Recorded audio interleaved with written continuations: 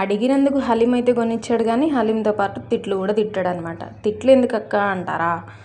ముందు ఇది చెప్తా. అమ్మ, నేను ఓన్లీ 2 స్పూన్లే తిన్నా, మిగతాదంతా నీ అల్లుడు నీ మనవళ్ళే తిన్నారు. నువ్వు మళ్ళీ ఫోన్ చేసి నన్ను పొట్టు తిట్టద్దు, అడ్డమైన గడ్డి తిని హెల్త్ పాడు చేసుకుంటున్నావు అని చెప్పేసి.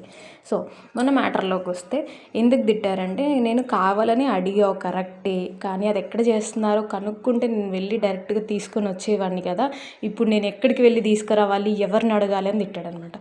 కానీ నేను చెప్పినంత సాఫ్ట్గా కాదు, అదొక బీభత్సం, ఎవరు ఊహించినటువంటిది అలా జరిగిందనమాట. ఆయన తిట్టిన తిట్టుకు అసలు నేను ఎందుకురా నిన్ను హలీం అడిగాను, నువ్వు నాకు హలీం ఇప్పియొద్దు ఏమి ఇప్పియొద్దు అనుకున్నాను. కానీ ఎనీవే ఇక్కడ డిస్కషన్ కూడా అదే జరుగుతుంది మా ఇద్దరికి, అందుకే మూతి అన్ని వంకలు తిప్పుతున్నా నేను.